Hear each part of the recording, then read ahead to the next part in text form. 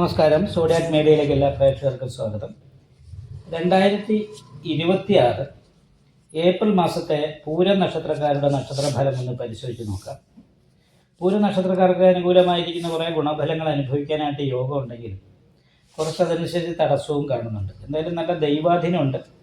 സർവേശ്വരകാരകനായിരിക്കുന്ന വ്യാഴം സർവാഭിഷ്ട സ്ഥാനത്താണ് സഞ്ചരിക്കുന്നത്. അതേപോലെ തന്നെ ഭാഗ്യസ്ഥാനത്ത് ശുക്രൻ സഞ്ചരിക്കുന്നുണ്ട്. അപ്പോൾ അത് കാരണം കൊണ്ട് എല്ലാ ഭാഗ്യവും അനുഭവിക്കാനുള്ള യോഗമുള്ള സമയമാണ്.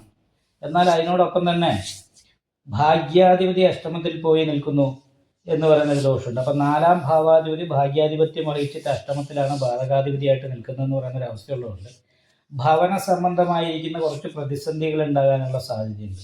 എന്തെങ്കിലും ലോണൊക്കെ എടുത്തിട്ടുണ്ടെങ്കിൽ അതൊക്കെ വീടുമായിട്ട് ബന്ധപ്പെട്ടിട്ടുള്ള ലോണോ അതുപോലെയുള്ള കാര്യങ്ങളൊക്കെ ഉണ്ടെങ്കിൽ അതിൻ്റെ പേരിലൊക്കെ കുറച്ച് പ്രശ്നങ്ങളും പ്രഷറും ഉണ്ടാകാൻ സാധ്യതയുള്ള സമയമാണ്. കർമാധിപതി ഇഷ്ടസ്ഥാനത്തേക്ക് നേരം ജോലിയുടെ കാര്യത്തിൽ പ്രശ്നങ്ങളൊന്നും കാണുന്നില്ല. പക്ഷെ ലഗ്നത്തിൽ കയറി നിൽക്കുന്ന കാരണം കൊണ്ട് സന്തോഷിച്ചിരിക്കുന്ന സമയത്ത് പെട്ടെന്ന് ടെൻഷൻ ഉണ്ടാകാനുള്ള സാധ്യതയുണ്ട്. ഇടയ്ക്ക് തലവേദന ഉണ്ടാകുക, ടെൻഷൻ ഉണ്ടാകുക, ഇങ്ങനെയുള്ള കാര്യങ്ങൾക്ക് യോഗം ജാതകവശാൽ കാണുന്നുണ്ട്. മാത്രമല്ല എന്തിനിറങ്ങിയാലും ആദ്യം ഒരു തടസ്സം വരാനും അതിനുശേഷം മാത്രം അനുകൂലാവസ്ഥ ഉണ്ടാകാനുള്ള യോഗമാണ് കാണുന്നത്. വിശ്രുത ഗുണ എന്ന് പറയുന്നൊരു യോഗമുണ്ട്. 4 പേര് അറിയപ്പെടാനായിട്ട് യോഗമുണ്ട്. പക്ഷെ ശ്രദ്ധിച്ചില്ലെങ്കിൽ അത് കീർത്തി എന്നുള്ളത് ദുഷ്കീർത്തിയാകാനും സാധ്യതയുണ്ട്. കാരണം എന്താ വെച്ചിട്ടുണ്ടെങ്കിൽ ബുധൻ അഷ്ടമത്തിരിക്കുന്നത് ചൊവ്വയോടും ശനിയോടും ചേർന്നിട്ടാണ്. അപ്പോൾ ചൊവ്വയും ശനിയും കൂടി ഒരുമിച്ച് യോഗം ചെയ്തിട്ട് നേരം കളവ് ചെയ്തു, കളവ് പറഞ്ഞു എന്നുള്ള രീതിയിലുള്ള സംസാരമൊക്കെ കേൾക്കാൻ ഇടവരാൻ സാധ്യതയുണ്ട്. അവിടെ തന്നെ ലഗ്നാധിപതിയും കൂടി നിൽക്കുന്നു അഷ്ടമത്തിൽ. അപ്പോൾ അത് കാരണം കൊണ്ട് തന്നെ കേസ് വരാതെ ഇരിക്കാനായിട്ട് പ്രത്യേകം ശ്രദ്ധിക്കേണ്ട ഒരു സമയമാണ് ഏപ്രിൽ മാസം. ഏപ്രിൽ മാസവും മെയ് മാസം പകുതി വരെയൊക്കെ. കാരണം നിയമപരമായിരിക്കുന്ന രീതിയിലുള്ള തടസ്സങ്ങൾ അനുഭവപ്പെടാനുള്ള സാധ്യതയുണ്ട്. അതിപ്പോൾ 2-3 പ്രകാരത്തിൽ വരാം. ഒന്ന് ഈ പറഞ്ഞ രീതിയിലുള്ള പെരുമാറ്റം, സംസാരം, ഇങ്ങനെയുള്ള വിഷയങ്ങൾ, ഭൂമിയുമായിട്ട് ബന്ധപ്പെട്ട വിഷയങ്ങൾ ആയിട്ട് ബന്ധപ്പെട്ടിട്ടുള്ള ഒരു യോഗം വരാനുള്ള സാധ്യതയുണ്ട്. അതേപോലെ തന്നെ രാഷ്ട്രീയവുമായിട്ട് ബന്ധപ്പെട്ട മേഖലയിലുള്ള ചെറിയ പ്രശ്നങ്ങളും പ്രതിസന്ധികളും ഉണ്ടാകാനുള്ള സാധ്യതയുണ്ട്. അപ്പം നന്നായിട്ട് ശ്രദ്ധിക്കുക. അല്ലെങ്കിൽ കളവ് പോലെയുള്ള കാര്യങ്ങൾ ആരോപിക്കപ്പെടാൻ സാധ്യതയുള്ള സമയമാണ്.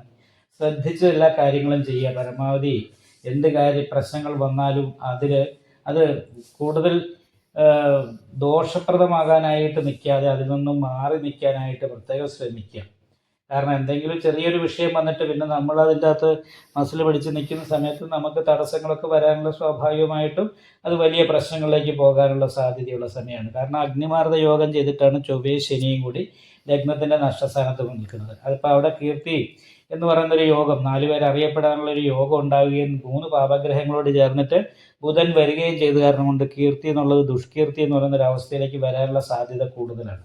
അപ്പോൾ അത് ശ്രദ്ധിക്കണം. ലോണോ അതുപോലെയുള്ള കാര്യങ്ങളുണ്ടെങ്കിൽ എത്രയും വേഗം അതിൻ്റെ അടവ് തെറ്റാതെ ഇരിക്കാനായിട്ട് ശ്രദ്ധിക്കണം. അതുമായിട്ട് ബന്ധപ്പെട്ടുള്ള വിഷയങ്ങൾ ഉണ്ടാകാനുള്ള സാധ്യതയുണ്ട്.